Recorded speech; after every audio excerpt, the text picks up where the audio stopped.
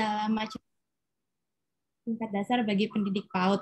Di sini saya akan mencoba memaparkan materi yang saya pilih, yaitu komunikasi dalam pengasuhan pendidikan anak usia dini. Oke, sebelumnya perkenalan dulu, nama saya Putu Dina Yuniarini, bisa dipanggil Dina, saya kepala sekolah dari TK Sila Kumara, letaknya di Badung, Bali. Tapi sebelum saya memulai untuk memaparkan materi, supaya bunda-bunda di sini tidak tegang ya semua, nanti jika saya mengucapkan roly-poly, boleh minta bantuannya tepuk tangan 3 kali ya, saya contohkan dulu. Roly-poly, roly-poly. Flap, flap, flap. Bisa ya? Bunda-bunda semua ya?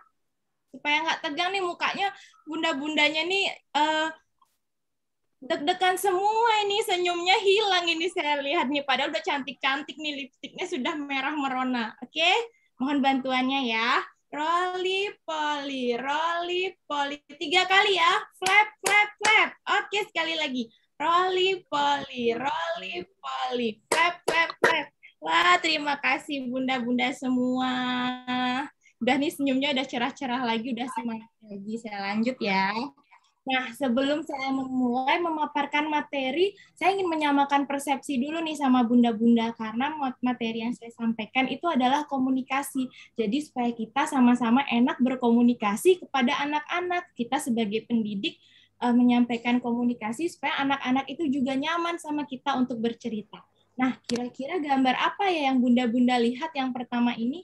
Bisa tulis di kolom chat ya, Bunda. Gambar apa yang Bunda lihat pertama kali saat melihat gambar ini? Ya, coba saya lihat. Oh, ada udah jawab di chat. Ada vas. Iya, benar. Ada vas bunga. Oke, terima kasih. Nah, ini ada gambar apa ya? Nah, ini gambar apa? Bunda-bunda semua. Yang pertama kali dilihat.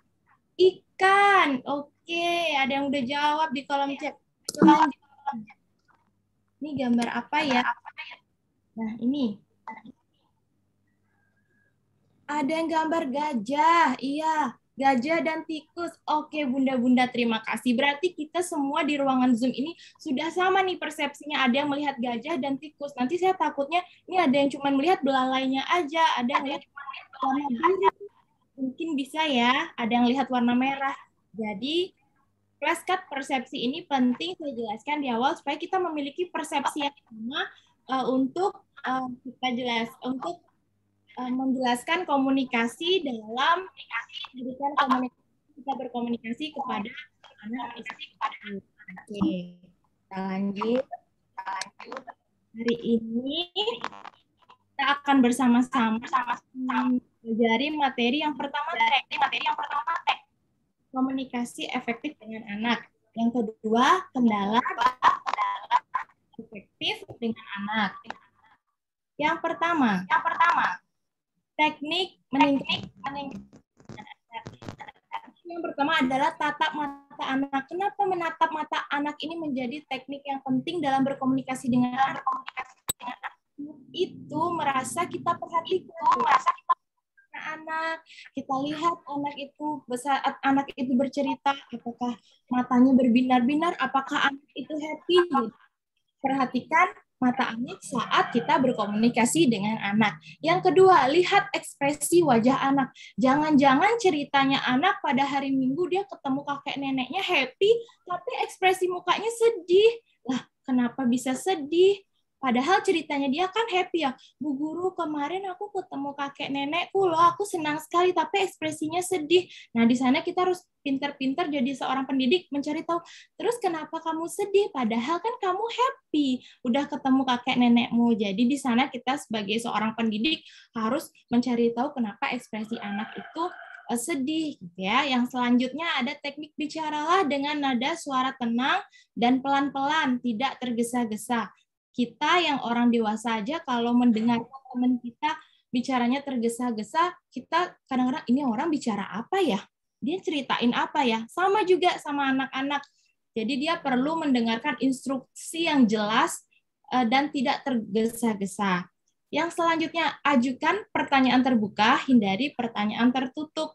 Contoh berkomunikasi menggunakan pertanyaan terbuka seperti ini. Bunda, happy kemarin hari Minggu Happy jalan-jalan kemana? Atau Happy hari ini sudah makan, Happy makan apa? Nah, di sana kan bisa anak-anak menjawab, makan nasi Bu Guru, makan sayur. Jadi kita harus menghindari pertanyaan yang tertutup. Happy makan nasi ya? Itu contoh yang pertanyaan tertutup. Jadi jawabannya sudah menjurus, kita menghindari pertanyaan seperti itu. Selanjutnya, menghindari memotong pembicaraan anak. Kita di sini berusaha menjadi pendengar yang aktif untuk tidak memotong pembicaraan anak. Meskipun kita tahu selanjutnya anak itu akan bercerita apa, tapi sebaiknya kita mendengarkan dengan seksama agar anak itu merasa kita perhatikan. Dan yang terakhir, membaca bahasa tubuh anak. Anaknya sedang cerita nih, semangat banget, menggebu-gebu. Bu Guru, hari ini aku senang sekali, aku bisa jalan-jalan bersama keluarga, tapi gerak tubuhnya tuh tegang, dia tidak diam gitu. Ya, aduh, seperti orang kebelet pipis, lagi ke sini, lagi ke kanan, ke kiri kakinya. Nah, di sana kita sebagai pendidik harus pintar-pintar membaca bahasa tubuh anak. Happy, kamu kebelet pipis ya? Boleh kamu ke toilet dulu ya, nanti kita lanjutkan ceritanya. Jadi di situ kita sebagai pendidik harus pintar-pintar melihat bahasa tubuh anak. Nah, kira-kira bunda-bunda di chat ini apakah sudah mempraktekkan teknik-teknik dalam berkomunikasi efektif? Di antara 8 teknik ini bisa tuliskan di kolom chat ya. Ada teknik nomor berapa nih yang bunda-bunda sudah praktekkan di lembaga masing-masing atau yang sudah bunda-bunda praktekkan? Bisa bantu saya tuliskan di kolom chat. Oh, sudah. Oh iya, sudah. Oke, hampir semua. Wah, luar biasa bunda-bunda di sini ya. Nah, selanjutnya ini kita sudah mempelajari teknik-teknik. Sekarang kita akan membahas mengenai kendala-kendala. Kendala apa saja sih yang kita sering jumpai saat berkomunikasi dengan anak? Yang pertama, mood anak. Bisa-bisa mood anak itu kita tidak bisa tebak ya. Ada mood anak yang saat bercerita dengan kita dia sedang marah, sedang sedih. Nah, di sana kita sebagai pendidik perlu menenangkan anak terlebih dahulu. Ya udah, Happy nangis aja dulu, nggak apa-apa ya. Nanti kita cerita setelah Happy tidak sedih lagi, tidak menangis lagi.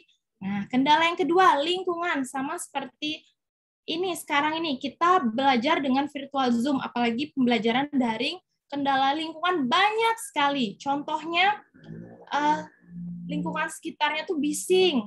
Terus ada yang mengganggu, mungkin si Happy ini punya adik, jadi diganggu nih di kamar lagi nge-Zoom, terus tahu-tahu adiknya nangis, jadinya Happy-nya nggak fokus belajar. Nah, yang selanjutnya ada juga faktor fisik. Faktor fisik ini, contohnya anak-anak tuh ingin mengungkapkan, ingin bersuara, menyampaikan pendapatnya. Bu gurunya nanya, Happy, bagaimana perasaannya saat ini? Tapi Happy-nya nggak dengar. Dia nggak bisa mengungkapkan perasaannya, dia susah menyampaikan apa yang dia rasakan. Itu contoh-contoh kendala dalam berkomunikasi. Nah, kira-kira ibu-ibu di sini selain 3 ini, apalagi ya kendala kita saat berkomunikasi dengan anak-anak? Bisa tolong bantu saya di kolom chat ya. Kira-kira selain 3 kendala berkomunikasi ini, apalagi ya yang sering kita jumpai saat berkomunikasi dengan anak? Ya, kendalanya kurang mengerti bahasa anak. Iya benar, karena anak peserta didik kita itu punya bahasanya sendiri-sendiri yang kita harus pelajari juga. Mohon maaf Ibu, waktu tersisa 1 menit. Biasa sekolah menggunakan bahasa ibu, iya betul sekali. Oke, itu tadi kendala-kendala dalam berkomunikasi yang kita jumpai di lingkungan sekitar kita. Next ya. Nah, jadi dapat kita simpulkan bersama-sama, komunikasi itu merupakan kunci sukses dalam sebuah hubungan. Jika anak merasa diperhatikan dan dicintai pendidik, maka mereka akan terbuka membicarakan semua permasalahannya.